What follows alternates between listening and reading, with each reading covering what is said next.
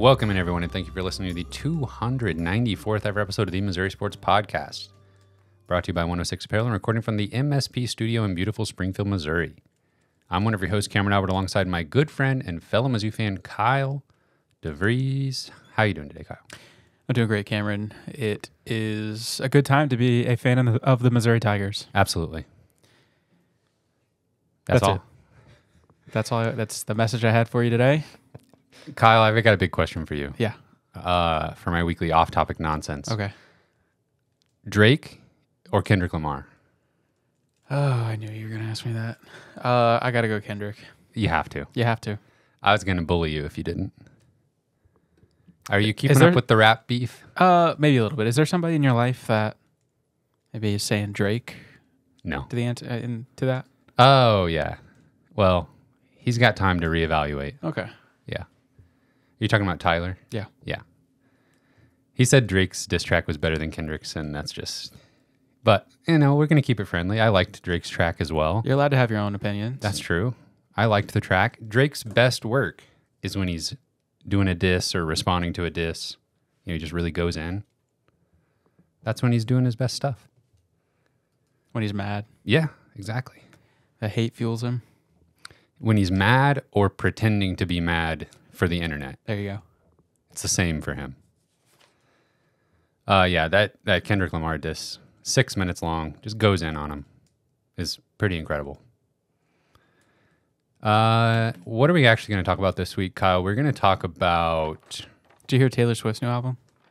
I haven't listened to it. Me either. It's like 2 hours long. Yeah. It's not worth the time investment. No.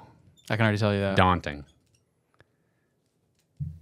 Has Taylor Swift album ever been described as daunting before? Probably not. Probably not. But there's an hour-long version, too. But which one's legit? Because it doesn't say, like, extended edition. Somebody's going to have to fill us in on that. Anyway, what are we going to talk about? We're going to talk about football recruiting. We're going to talk about NFL draft, where all the Missouri Tigers ended up. And maybe someday we'll find somebody to play the 5 spot for Mizzou basketball. Before we get into all that, don't forget to subscribe on YouTube. Leave us a review wherever you listen to us. And you can support us on Patreon, patreon.com/Missouri Sports Pod. Kyle, you were talking about somebody that gave us a review. Yeah. Yeah, it's like a month or two old, but I would like to give a shout out to somebody that left us a review recently. That tells you how on top of reading every review we are. Yeah. Well, I decided, hey, maybe we should celebrate these folks who enjoy listening to us. Yes. And have spoken glowingly of us publicly. So I want to celebrate CIMPB13 on Apple Podcasts. I hope you're listening today. Let's go. If you are, you're great. But this is what he said on Apple Podcast Reviews. This is the best Mizzou football and basketball podcast around. Great recruiting insights, knowledge of future opponents, and a dive into gameplay during game recaps. They don't sugarcoat things when they are rough, and they know how to highlight a team's strengths and possible weaknesses when they are doing well. Great group of fellas as well. Thank you. That was so good. It sounds like we paid them to do that. Exactly. We didn't. If you're out there and you enjoy this podcast and you want to leave a review, we'll read it on the show. Yeah. Say whatever you want. We'll read it. Yeah. And that I don't even think that was like a family member or anything. I don't think it was either. I think that was an actual was listener. Genuinely someone that enjoys our podcast. Yeah. They do exist.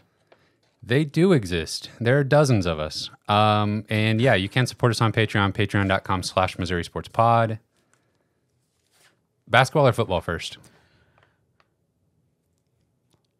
Let's do basketball. Okay. We don't have a lot of basketball. Last week we talked about some potential transfer options at the 5 spot. I'm making the push for Mark Mitchell to get some play at the 5 spot. I mentioned the guy that I wanted the most was Felix Okpara from Ohio State. I'm pretty sure like the next day after we published last week, he committed to Tennessee. Also, we thought maybe there was a chance Jaden Quaintance. He's not going to Arkansas, maybe Louisville. What's the deal there? Of course, he commits to Arizona State. As everybody predicted, right? If you commit to Kentucky when John Calipari is still there, and then John Calipari goes to Arkansas, wouldn't you probably want to either stay at Kentucky or go to Arkansas? It only makes sense for you if those two things are both there at the same time.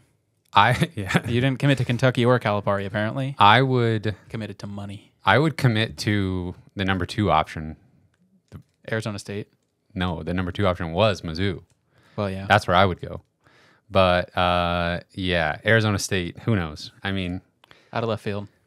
remember when we lost Josh Christopher Yes. to Arizona State? Is he in the NBA? Yes, he is. Does he play? Yes. Wow. Not for a team that's alive at the moment, I don't think. Oh, that makes sense. Do you remember where he is off the top of your head? I don't. But I did hear his name Yeah. recently. Yeah. I knew he was kicking around. I couldn't remember if he stuck anywhere. Jaden Quaintance to Arizona State.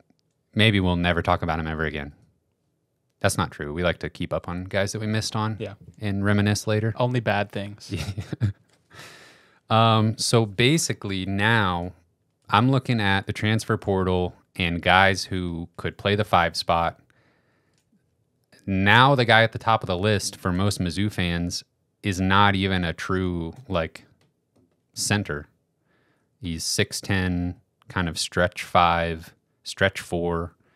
Kayshawn Pryor from USF.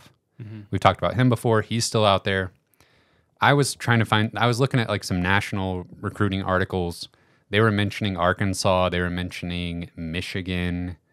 They were mentioning Wisconsin for him. Pryor. Yeah.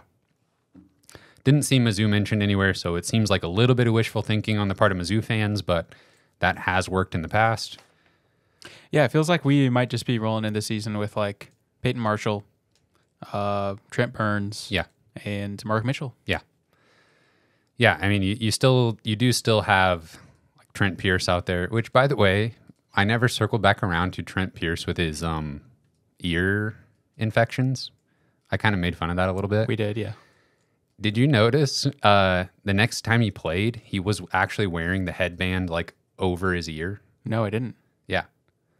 And then eventually he got rid of it. And I got to say, he flashed a little bit of something towards the end of the season, like the last time I saw him play, that he didn't have earlier. And I wonder, was his equilibrium thrown off by maybe, he's got ear infection? Yes.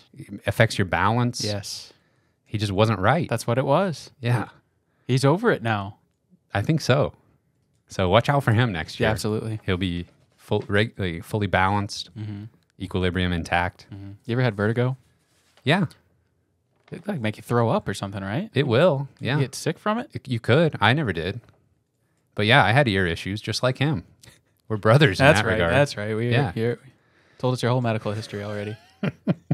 So unfortunately, if we're looking at guys out of the portal now, I'm thinking we're only in on guys who would basically split time with Peyton Marshall and Trent Burns at the 5 at this point.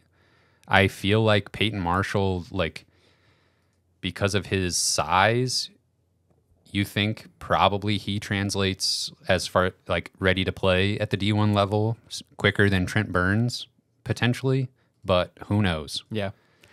Yeah, I think there's going to be a learning curve for probably both those guys. I mean, Marshall, he's just going to have to be quicker, and I think he has slimmed down since those high school mixtapes and stuff like that. The player in those videos would not be ready to step into a starting role next year. But obviously an off season in the summer in the weight room and that kind of stuff, he might be ready to go. Talked about a couple different options last week. A new name is Josh Gray, a 7-footer out of South Carolina. He might be just an even trade. Jordan Butler for Josh Gray. I think they would be, I don't know, that would probably honestly be a slight downgrade if you're looking at just swapping those two players. So with maybe one more guy left to grab out of the portal, maybe not. I wanted to see if we could try to figure out maybe a really early look at what the rotations might look like next year. And so we got a lot of names here that are potential starters. And I just want to narrow the list down a little bit. So I'm going to go rapid fire, and you tell me, could they be starting caliber player next year for the Missouri Tigers or not? We'll see. Maybe we don't even have 5. Maybe we've got 11. I'll just put this out there before you even start. I think there's only 2 guys when I'm looking at the list where I feel like they're locks to start. Okay. But go ahead. Starting caliber players. Let's see here. Tony Perkins. Yes. Marcus Allen. Oh, man. The running back? Marcus Allen, This the is running like back. the hardest from one right after 40 that years almost. ago. Could he start? Yes. Okay. Not a lock. Anthony Robinson. No. Aiden Shaw. No. Trent Burns. No. Mark Mitchell. Yes. Jacob Cruz. No. T.O. Barrett. No. Honor Boateng. Could. Put a maybe down for that. Peyton Marshall. Put a maybe down for that. Marquez Warwick.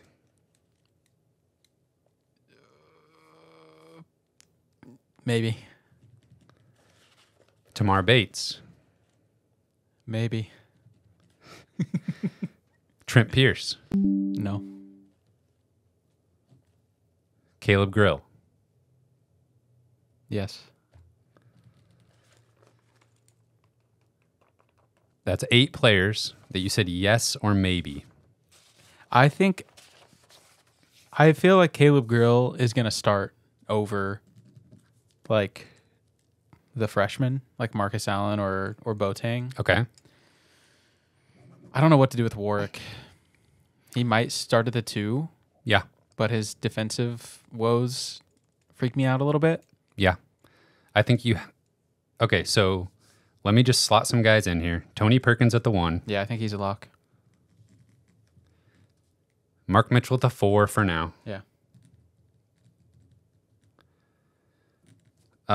If you have to put a starting player at the 5, it's Peyton Marshall. I guess. Yep.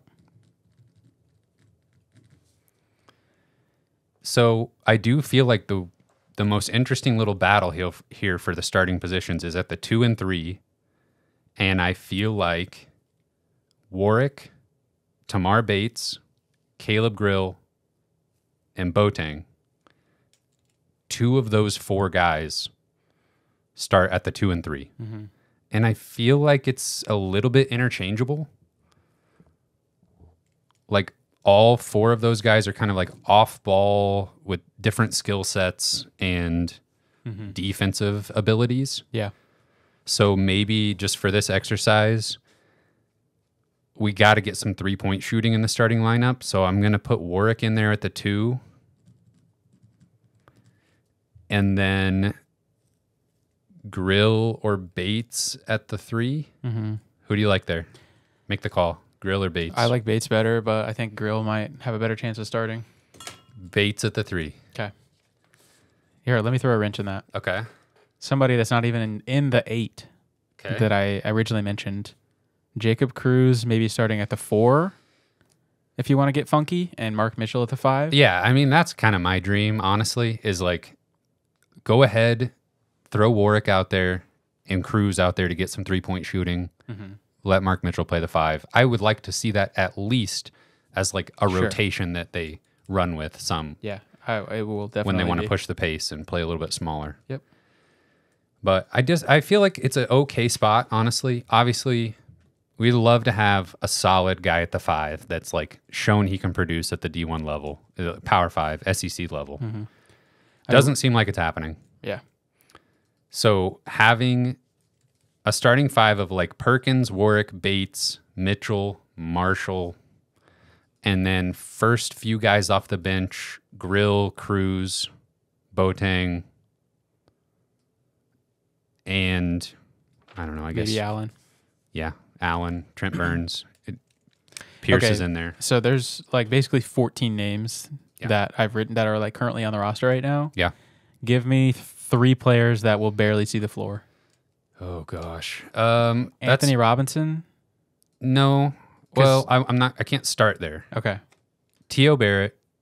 Okay. Easily. You've got Anthony Robinson above T.O. Barrett in the pecking order? I do. Okay. I'm not sure if I'm ready to go there yet. I just feel like he'll have seniority because he has more experience. Okay. Trent Burns, maybe? Yeah. The problem, though, is like... The depth is just might not need him. there. Yep. Jeez. So, yeah, like one of Burns or Marshall, especially if they add somebody still out of the portal, one of those guys is going to be riding the bench most likely. Maybe still Trent Pierce.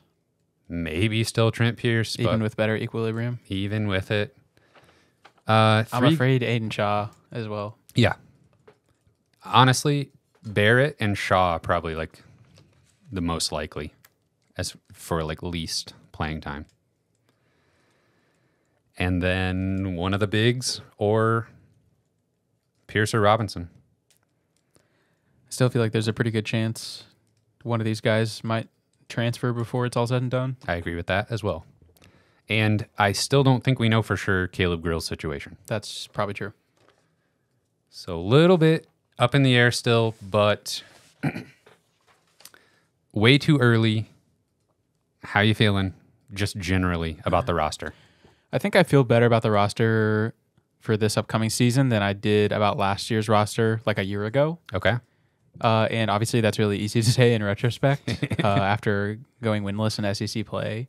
But I did remember feeling like pretty underwhelmed with like some of the transfers that we got. Yeah. So I don't know. I think we're in a better spot. We have a lot better depth. We have competitive depth, as Coach Nickwitz would like to say. Yeah, I think the 3-point shooting is better than it was at this point last year too. So, yeah. Warwick and Cruz. Yeah. Gonna just let it fly. Yeah. I'm here for it. And I don't know. I think Perkins, like, I don't know if he's like a better player than Sean East necessarily, but I think he'll be better suited for this team maybe. Okay. I can see that. Definitely not too much of a drop off there, if any. Yeah. Okay. And a bright spot, obviously, getting Mark Mitchell is huge. Yeah. But also, I do think Boateng coming in as a freshman. Yeah, just way more talent on this roster than last year's team. All right. Let's switch gears and talk about football. Get some news out of the way first, then we'll talk about the NFL draft. Jumping off here with recruiting news. I'll get us started with a couple high school guys that committed. First off, we have 3-star linebacker from DeSmet in St. Louis, Jason King, listed at 6'1", 210. So 3-star player, not super highly rated, but we're always going to be filling out classes with 3-star guys. Love to get a guy from St. Louis in state. And it's kind of funny, like, it's just like, oh, ho-hum, we got like in-state 3-star player. Yeah. But when that's paired with getting a 4-star in-state player that's, 6'6", 210, we're talking about everybody's favorite position, edge rusher, Dayton Hopkins. It's just like another good week in football recruiting. Yeah. And this just become the norm now. Yeah, I feel like the class has gotten off to a really good start in general, but especially on the defensive side of the ball. Yeah, you mentioned it. Hopkins is 6'6", 210, 4-star defensive end from Herman, Missouri. Wine country. Yeah, I'm sorry if you're from Herman or if you know or love somebody there. I don't really know much about Herman, Missouri. Huge shout out to Adam Pukta Winery. What's that? It's a winery that I know of. How did you know that? Just they're just famous. Yeah, I've had Okay. their product. Okay, that's good to know. Yeah, last year Hopkins, his junior season, 37 tackles, 8 tackles for loss, and 9 sacks.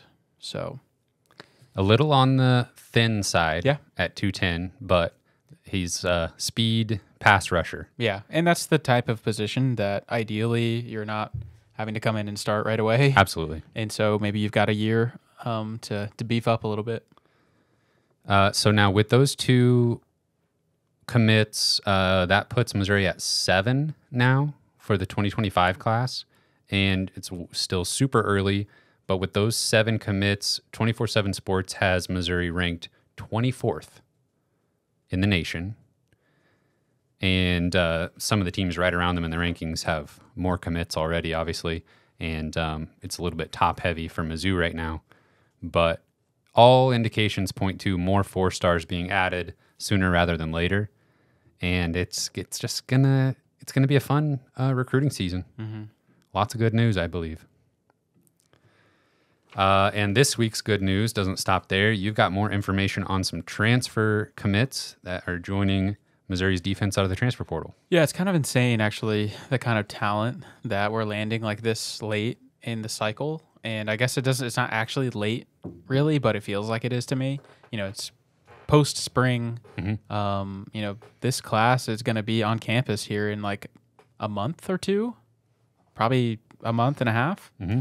So kind of bang here, but these are true difference makers that we're landing in May or late April, May. Yeah. But the first one is Eddie Kelly, and he's a 6'4", 275-pound defensive end who is transferring from Georgia Tech. He started his career at South Florida. As a true freshman, he got on the field and definitely was a disruption, but he had a really good year at Georgia Tech last year. He had 38 tackles, 5 tackles for loss, and 1.5 sacks. So, yeah, this is probably like an instant starter in my mind, opposite Johnny Wilson. Johnny Walker. Mm-hmm. Who's Johnny Wilson? Johnny Wilson. Who knows? Johnny Walker. Sounds like somebody who played baseball for the Pittsburgh Pirates in 1978. Honestly, I wonder if that's a even former Missouri football player. Yeah, probably Eddie Kelly probably going to start because here are the other defensive ends currently on Missouri's roster. We do have Johnny Walker. Then after that, we have Joe Moore, who played sparingly last year but didn't see a lot of game action. Zion Young, who just transferred from Michigan State, who also has a chance to start potentially. We've got Darius Smith, who was an outside linebacker at Georgia last year and is probably going to play defensive end this year. And we have 2 freshmen, Jalen Brown, Elias Williams, and Williams Winery. Mm-hmm. So we can come up with 2 to 4 starters that are going to be rotating in and out. Yeah, I think we'll have 2 to 3 like really solid contributors, but I think after those top 3 or 4 guys, it's not a lot of game experience, and so adding a playmaker like Kelly is a huge deal. And like if you could tell me just you can have a playmaker transfer for any position, like what would you have picked? It might have been defensive end, just because of that need. So that's great. Eddie Kelly, former Scottish soccer player. Oh, that's not the name we. Who's Johnny Wilson? I don't know. Can you look up Johnny Wilson Mizzou? Yeah. Tell me if that's like a former player. Johnny Wilson. No. Okay. You have to click show results with Mizzou. I don't know what I'm thinking of then. Okay, the other You're probably thinking of Iowa State defensive end. Defensive end target Johnny Wilson back at Mizzou. That's a Power Mizzou article about recruiting. Park Hill, Missouri defensive end Johnny Wilson. Okay, we're getting somewhere now. One of Missouri's top in-state targets in 2020 recruiting class. There we go. What year? 2020 recruiting class. Okay. Looks like he went to COVID. Looks like he went to Iowa State. Wow. Hope he's doing well. Hope he's having a good day. I was about to say he's dead to us. That too. You hit him with the good day. Good day, sir. Okay. Missouri also landed Jeremiah Beasley. I guess he's a transfer, but it's not really in the way that we probably typically think of it. Basically a true freshman. He's basically a true freshman. He committed to Michigan like a few months ago. Then obviously got out of his NLI and all that stuff whenever their whole coaching staff left to go to the NFL. So they left him behind, and he transferred to Missouri. But he was a spring enrollee. He's got 4 years of eligibility. 6'1", 235. Yeah, this is 4-star out of high school. Yeah. I guess Missouri was a finalist Yeah. out of high school for him. So But he stayed home in Michigan the first time. That's right. Yeah. So again, these are Missouri's linebackers: Chuck Hicks, Corey Flagg Jr., Will Norris, Tristan Newson, Brayshawn Littlejohn, Nicholas Rodriguez, and Brian Huff. So, there's some opportunity to get on the field, definitely in special teams. Yeah. Probably immediately for Beasley. Yeah. I would say not this coming season, but next season, he could really make his mark. Starter. Yeah. But yeah, basically Missouri was ranked, what was do you remember their class recruiting ranking from last year off the top of your head? 21st maybe? Yeah, I think it was 20s. So just add a 4-star linebacker to that recruiting class, basically. Welcome in, everyone. By the way, Johnny Wilson redshirted in 2020 at Iowa State. He was a team member in 2021 and 2022, according to the official website. Congratulations, team member status. And Big 12 Commissioner's Honor Roll. Okay. So making moves there. Yeah, he's putting work in the classroom. Love to see that. That's probably all right now for football recruiting. And we're bringing in these, 4 and 5-star defensive players. And what are they greeted with? Announcements of Mizzou defensive players getting drafted into the NFL. The dream is all right in front of them. Come to Mizzou, get coached by this excellent staff, be a part of the brotherhood, go to the league. The Mizzou football machine is a well-oiled machine at this moment. From the pre-college days of, recruiting and all that to the post-college days to the draft. Literally the entire process, start to finish, and then everything in the middle, just a juicy 10-win season, 11-win season. Oiled? 11 Super Bowls. Oiled with the blood of Arkansas Razorbacks. The metaphorical blood, football blood. That's what's powering it all. Yes. We've actually found a way to harness it. And we inject it into the Mizzou football machine once every fall. It just keeps it going. Every hateful tweet, we just add it to our bodies. Yeah, just incorporate it into the brotherhood. Exactly. Yeah. But so that's what we got going on here, and we almost got it, Kyle. We almost got a Mizzou player picked in every round. It was looking good for a while. Kicking it off, of course, a few spots after the dream landing spot at Detroit, Darius Robinson goes in the first round to the Arizona Cardinals, following in the footsteps of Marcus Golden, who was defensive end for the Arizona Cardinals. Darius Robinson goes 27th overall. Yeah. The Lions traded out of their pick or traded up or something. And I don't remember where they were supposed to pick, somewhere around that range. Yeah, and 24th, I think. Yeah. So that would have been cool, but still ended up going pretty much right where we thought he was going to go. Super happy for him. The Cardinals also drafted Marvin Harrison Jr., so it was kind of funny, on social media, just seeing a bunch of pictures of Darius Robinson and Marvin Harrison Jr. hanging out. They went to the Suns game together, and they flew on the plane into Phoenix together and stuff like that. It was kind of cool. Suns game. Yes, producer Cameron? I don't know You're making what that was. computer noises over there. Yeah, I'm messing up my thing over here. I was just saying they could have played each other in a bowl game, but they did. Well, that was the other thing I was actually going to say was he was probably making fun of him. Oh yeah, we beat you guys. Yes, and you were scared to play us. Exactly. Yeah, that's what I would have said. Darius Robinson going to the Arizona Cardinals. Round 2, we have Ennis Rakestraw going to the Detroit Lions. There we go.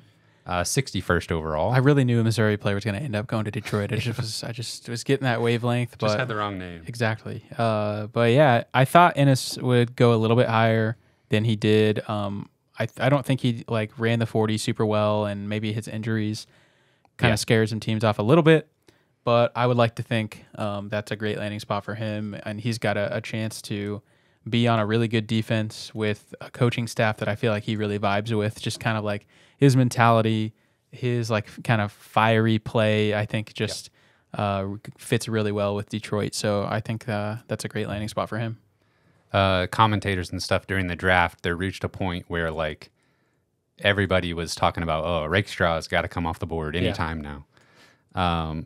Then maybe the biggest surprise of the draft, at least if you're a Mizzou fan, Tyron Hopper going in the 3rd round, 91st overall to the Green Bay Packers. Yeah, that was probably the one that I was farthest off on my prediction, but that I would. You were not alone there. I would happy to be wrong with how that shook out with him going earlier than most people thought.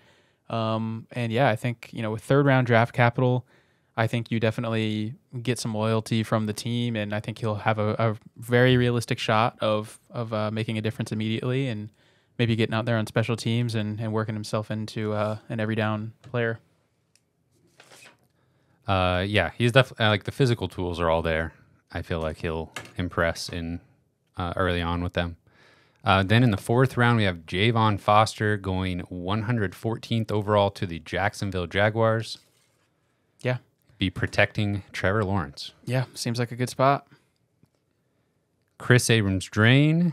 Producer Cameron, where's that jersey? Oh, I didn't feel comfortable in it, so I put it back up. Producer Cameron was wearing our Chris Abrams-Drain jersey that we have. It was a little tight on him. Oh, yeah. They don't make those jerseys like they used to.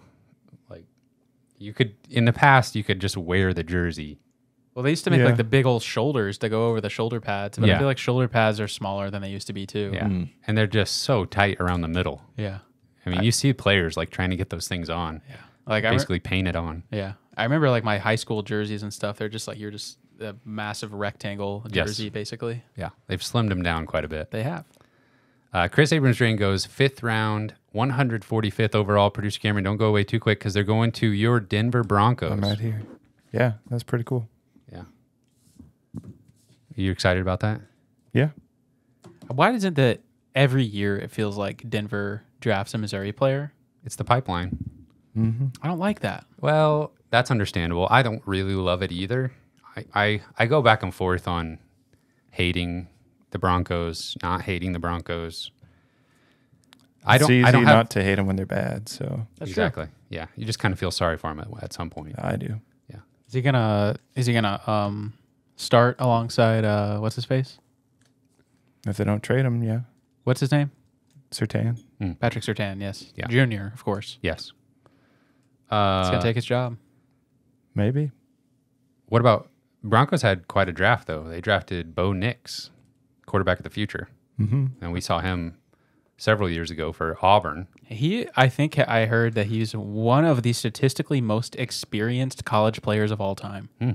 Bo Nix. Interesting. He played 75 years at Auburn. Yeah. And then he played a season at Oregon. And he's pretty good. He's He put up big. big numbers and had really good accuracies. He's not an explosive athlete or deep passer or anything like that, but as long as he can get along with the coach, he should be fine. yeah, that's probably the biggest challenge in Denver. Who could? Now, as a Panthers fan, I do hate the Broncos for going out and getting Sean Payton. Loser. Sean Payton. Who's a bigger loser, David Tepper or Sean Payton? Oh, man. David Tepper, the owner of the Panthers, who thinks he's the coach and the GM Yeah. and the coolest guy in the world. Yeah, it's got to be. I mean, he takes the cake. Now, be careful. He might hear this and come after us. He might burst through the door right now and take these headphones off my head. He's been known to do that. Yeah. I would probably trade, if you trade Broncos ownership and coach with Panthers ownership and coach, even though I do not care for Sean Payton, I would make that trade. Ooh. Okay. All right. Would you do that deal with me? Probably not. Yeah, exactly. Let's get back on track here. Also in the 5th round, going to the Indianapolis Colts, just a few picks after Chris Abrams' drain, we have Jalen Carlisle. Yeah. I knew that his athleticism, somebody would take a chance on that. Yeah. And it seems, again, I'm happy for him. Seems like a good spot. Robinson, Rakestraw, Hopper, Abrams drain, Carlisle. That is just a squad. Yeah. Man, we're going to miss those guys. I was almost selfishly hoping that Carlisle would like fall to the 6th. Yeah. But I'm glad he didn't. Right? Yeah. But especially since we didn't get to somebody in the 7th. Yes. But I definitely thought Cody Schrader or Harrison Mevis could be a 7th round guy, but neither one of them were. We got a slew of undrafted free agent signings from Mizzou as well. Like you said, Cody Schrader to the San Francisco 49ers, Xavier Delgado to the Tampa Bay Buccaneers, Marcellus Johnson to the New York Giants, Nathaniel Pete to the Dallas Cowboys. Hey, Cowboys need a running back. Yeah, I guess. He's going to get a touchdown in a preseason game or something. It's anybody's job. But also the highlight of the undrafted free agents for me, Harrison Mevis to the Carolina Panthers. There we go. Let's go. Who's the Carolina's kicker? Harrison Mevis. Okay, I like that. I don't know. I was Eddie not. Pinheiro. I was not trying to watch much Carolina Panthers football last year, to be honest with you. Cool. But so great showing for Mizzou in the NFL draft. Get used to it, right? Yeah, absolutely. It's going to continue. But they tied a record this year. A Mizzou record? I think so. Nice. Mizzou record, yes, for Yeah. most players drafted. Yeah. Or something. I saw them like Mizzou was right at the top of the list of, most draftees this season. Mm-hmm. And I think maybe next year we'll see a little bit more of the offensive side of the ball Oh, yeah. represented. Oh, yeah. Luther Burden, lock for round 1 pick. Oh, yeah. Can I have 2 first-rounders 2 years in a row? I could get used to that. The recruiting classes, the transfer classes on their way. Yeah. Oh, it's a good time. Mm-hmm. Anything else for the folks before we get out of here? I don't think so. British Cameron, you got anything? Nope. Let me find my names here. Special thank you to our Patreon supporters at the $10 level and above: Britt Treese, Ryan Demore, Tristan, Ben Smith, Parker, Daddy JD, Tim Keynes, Tyler Harsel, Brandon Groffalo, Brandon Hanks, Matthew Tilley, Lewis Hernandez, Joshua Jacobson. Thank you. And Johnny Wilson. Thank you, boys. We love you, and you can find this podcast on Spotify and Apple Podcasts. We're on Twitter at Missouri Sports Pod, and you can email us at MissouriSportsPod@gmail.com. You can find our t-shirts and stickers on our online shop, MissouriSportsPod.BigCartel.com. Thank you everyone for listening. We will see you next week. Howdy, buddy.